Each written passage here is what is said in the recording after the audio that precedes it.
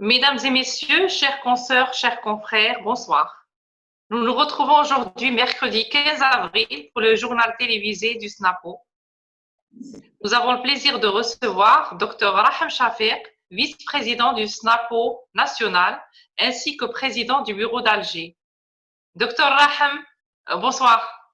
Bonjour, mademoiselle Lekhoum, merci pour l'invitation et longue vie au SNAPO Média. Et bonjour à monsieur Ali Ramadan. Merci à vous. Merci.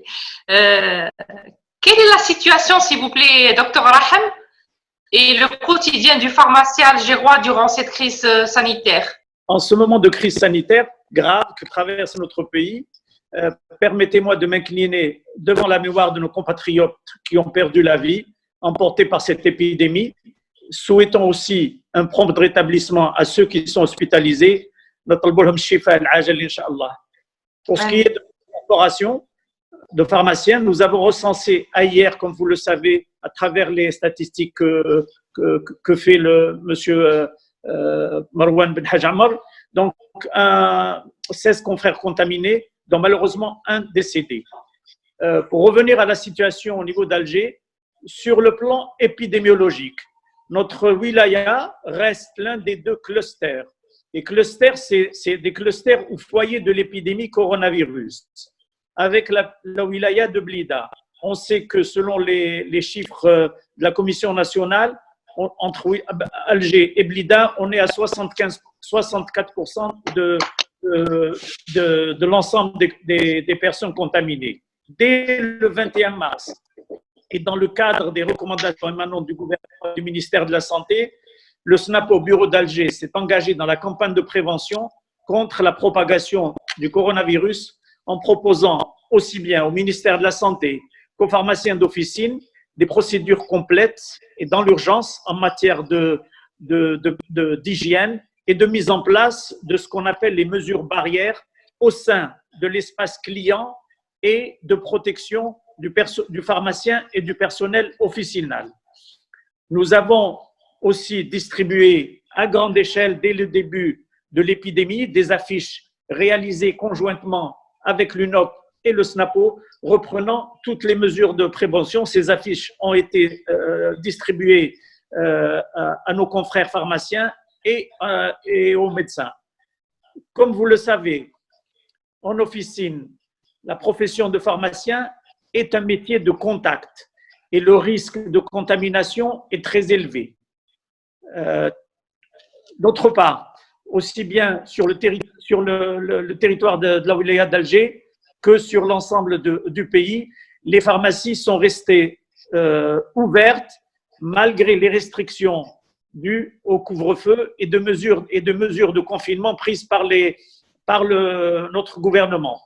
Elles assurent leur service tout à fait normalement jusqu'à 15 heures avec possibilité d'extension jusqu'à 19 heures qui est, je vous le rappelle, l'heure légale de fermeture, l'arrêté de 2014.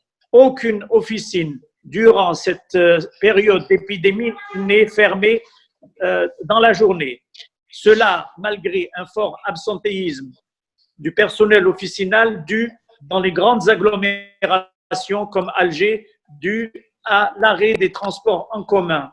Le système de garde de jour pour le vendredi et de nuit, pour les autres jours de la semaine, est instauré bien sûr et respecté. Les gardes de nuit sont assurées de 15 heures jusqu'au lendemain, conformément à la note émanant du ministère de la Santé et datée du 8 avril 2020. Les pharmaciens, je reviens à la protection, aux moyens de protection, les pharmaciens ont eu beaucoup de mal à se procurer les produits de protection tels que les masques, les gants, les lunettes qui avaient subitement disparu du marché où la population était en forte demande. Le SNAPO national, le Bureau national a demandé au ministère de la Santé une dotation en moyens de protection pour les officinaux. Une première dotation très symbolique a été distribuée aux pharmaciens ainsi qu'aux médecins de Blida et d'Alger. La priorité sur ce quota de 140 000 a été donnée sur 50% à Blida et Alger. Et alors, lors de cette première opération, 75 pharmaciens d'Alger, qui couvrent les 57 communes de la région algéroise, ont joué le rôle de point relais pour l'ensemble des praticiens. C'est-à-dire que les dotations ont été distribuées à nos confrères pharmaciens officinaux et aux pharmaciens. Une seconde opération de dotation est en cours de montage et le bureau d'Alger suit avec beaucoup d'attention cette seconde opération qui va couvrir partiellement les besoins en masques des pharmaciens et des autres praticiens privés.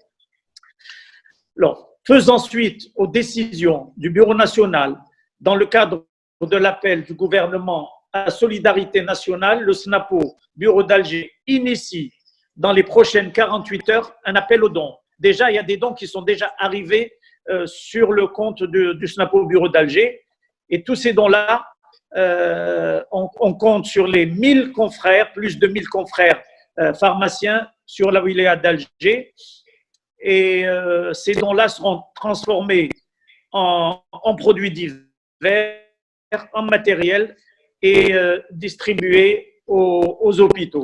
On est confiant dans l'engagement de tous. Le peuple algérien a montré ces dernières semaines sa générosité, de même que sa détermination à combattre l'épidémie par le respect du confinement. Voilà la situation d'Alger.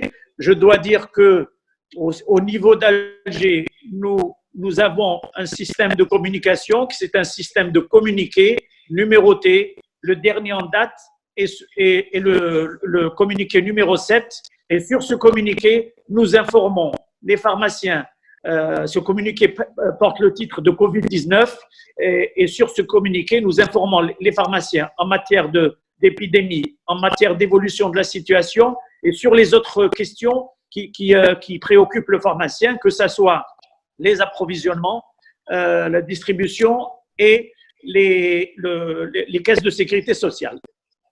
Sur un autre volet, Dr Raham, les caisses de sécurité sociale ont permis aux assurés sociaux chroniques de se faire délivrer leur traitement sans ordonnance. De point de vue déontologique et réglementaire, est-ce légal?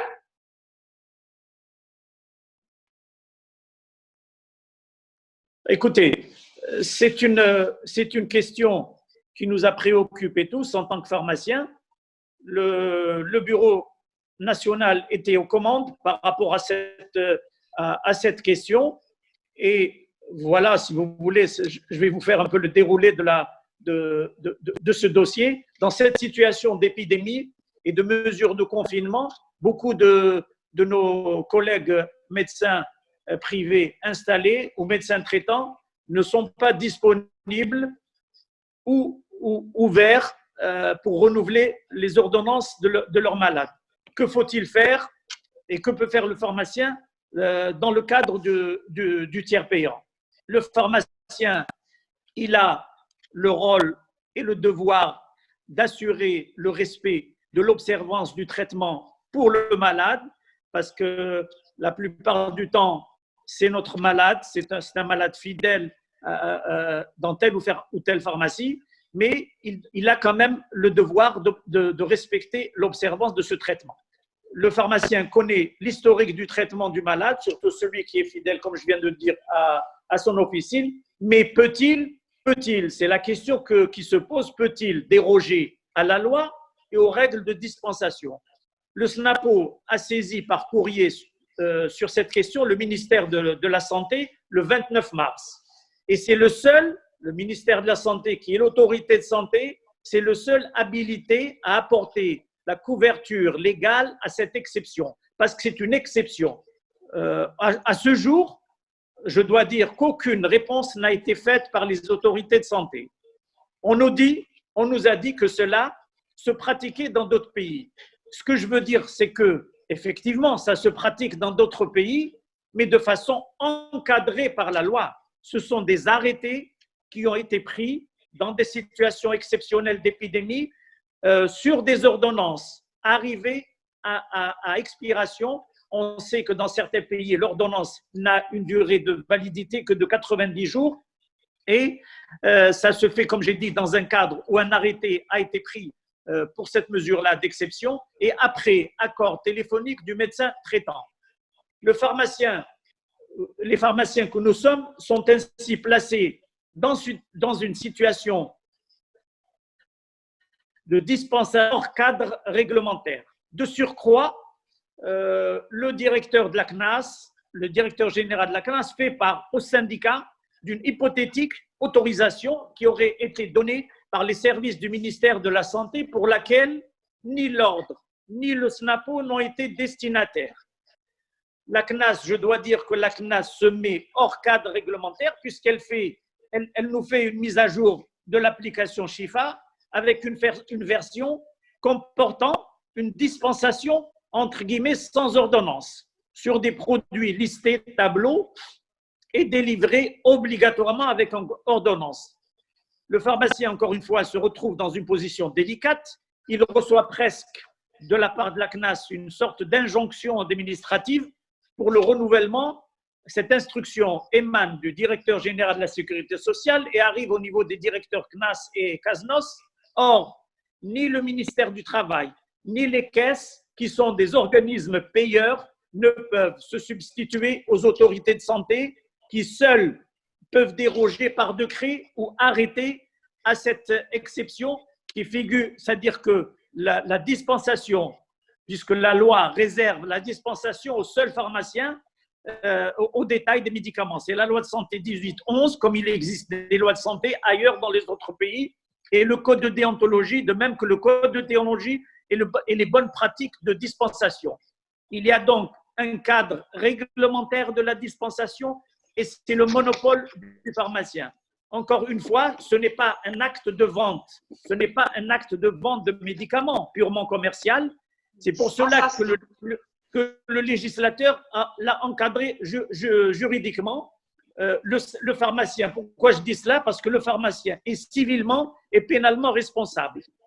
Nous sommes, et je vous le redis, mademoiselle Soumia, c'est que nous sommes devant un dilemme, soit ne pas renouveler sans ordonnance et interrompre le traitement du malade, ou être dans une situation de dispensation tout à fait illégale et prendre le risque, c'est ça le problème et le drame, c'est prendre le risque que l'état de santé du malade que vous connaissez, qui est fidèle dans votre pharmacie, entre-temps, il subit des variations de paramètres biologiques et où il y a nécessité de changement de posologie ou de traitement.